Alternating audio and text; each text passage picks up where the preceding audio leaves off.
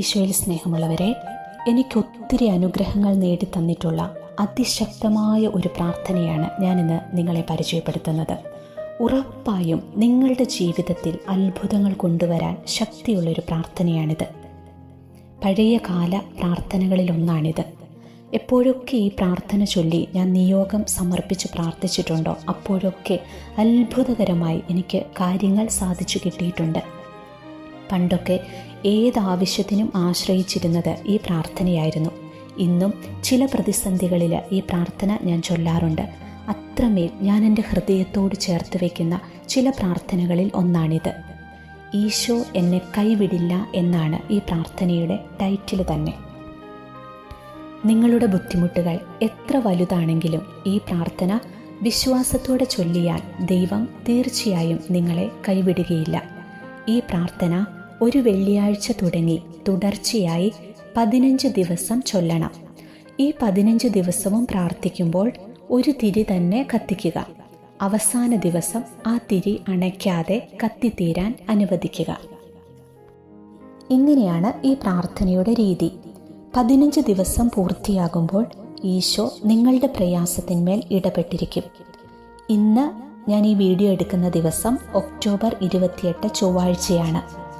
October 31 മുതൽ, അതൊരു വെള്ളിയാഴ്ചയാണ്, അതായത് ഇനി വരുന്ന വെള്ളിയാഴ്ച മുതൽ നമുക്ക് ഈ പ്രാർത്ഥന ചൊല്ലിത്തുടങ്ങാം. തുടർന്ന് വരുന്ന 15 ദിവസത്തേക്ക്. ഇതൊരു കൊച്ചു പ്രാർത്ഥനയായതുകൊണ്ട് തന്നെ നിങ്ങൾക്കെല്ലാവർക്കും പ്രാർത്ഥിക്കാവുന്നതാണ്. നിങ്ങളുടെ നിയോഗങ്ങൾ സാധിച്ചു കിട്ടിയാൽ ഈശോയുടെ നാമം മഹത്വപ്പെടാനായി കമൻ്റായിട്ട് എഴുതിയിടണം കേട്ടോ. കാരണം അത് ഒത്തിരി പേർക്ക് പ്രാർത്ഥിക്കാനൊരു പ്രചോദനമാകും. അതുകൊണ്ട് ഈ വെള്ളിയാഴ്ചയ്ക്ക് മുമ്പായിട്ട് നിങ്ങൾ എല്ലാവരിലേക്കും ഈ വീഡിയോ എത്തിച്ചു കൊടുക്കുക. എല്ലാവരും പ്രാർത്ഥിക്കട്ടെ, നമുക്കൊന്നിച്ച് പ്രാർത്ഥിക്കാം. ഇനി ഈ വെള്ളിയാഴ്ച തുടങ്ങാൻ പറ്റാത്തവർ സാരമില്ല, നിങ്ങൾക്ക് ഏത് വെള്ളിയാഴ്ച വേണമെങ്കിലും നിങ്ങൾക്ക് ഈ പ്രാർത്ഥന ചൊല്ലി തുടങ്ങാവുന്നതാണ്. 3 നിയോഗങ്ങൾ നിങ്ങൾക്ക് ഈ പ്രാർത്ഥനയോടൊപ്പം സമർപ്പിക്കാവുന്നതാണ്. ഞാനും ഈ വെള്ളിയാഴ്ച മുതൽ നിങ്ങളോടൊപ്പം പ്രാർത്ഥിക്കുകയാണ്. അതിൽ എൻ്റെ 3 നിയോഗങ്ങളിൽ ഒരു നിയോഗമായിട്ട് ഞാൻ വെക്കുന്നത് ഈ പ്രാർത്ഥന ചൊല്ലി പ്രാർത്ഥിക്കുന്ന നിങ്ങൾക്കെല്ലാവർക്കും അതിൻ്റെ അനുഗ്രഹം ലഭിക്കണം എന്നതാണ് എൻ്റെ ആഗ്രഹം. അതാണ് എൻ്റെ ഒരു നിയോഗവും. നമുക്ക് പ്രാർത്ഥിച്ചാലോ? പ്രാർത്ഥന. എൻ്റെ നാമത്തിൽ പിതാവിനോട് ചോദിക്കുന്നതെന്തും നിങ്ങൾക്ക് ലഭിക്കുമെന്നരുളിയ നാഥ, ഏറ്റവും വിശ്വാസത്തോടെ ഞാൻ പ്രാർത്ഥിക്കുന്നു. എൻ്റെ എല്ലാ ആവശ്യങ്ങളിലും എൻ്റെ എളിയ വിശ്വാസത്തിൽ ഞാൻ പറയും, ഈശോയെ എന്നെ രക്ഷിക്കണമേ. എല്ലാ സംശയങ്ങളിൽ നിന്നും, ആകുലതകളിൽ നിന്നും, പ്രലോഭനങ്ങളിൽ നിന്നും ഈശോയെ എന്നെ രക്ഷിക്കണമേ.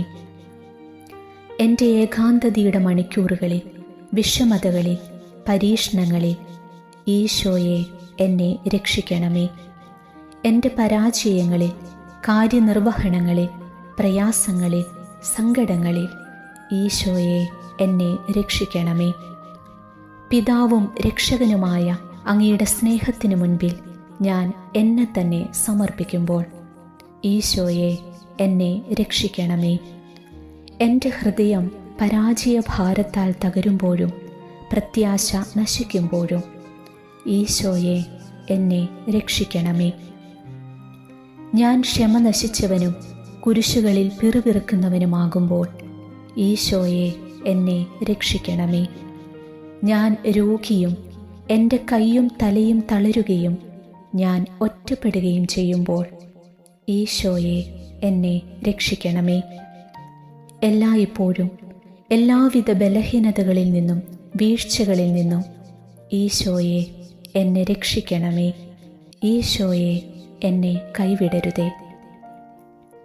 സർവശക്തനായ ദൈവമേ, എൻ്റെ എല്ലാ ബുദ്ധിമുട്ടുകളിലും എനിക്ക് ആശ്വാസം നൽകണമേ എന്ന് പൂർണ്ണ വിശ്വാസത്തോടെ ഞാൻ യാചിക്കുന്നു. നല്ല ഇടയനായ യേശുവേ, എന്നെ കൈവിടരുതേ. സ്വർഗവാതിൽ തുറന്ന് അങ്ങയുടെ ശക്തമായ കരങ്ങൾ നീട്ടി എനിക്ക് സമാധാനം പ്രദാനം ചെയ്യണമേ. ഇനി നിങ്ങളുടെ 3 ആവശ്യങ്ങൾ മൗനമായി സമർപ്പിക്കുക.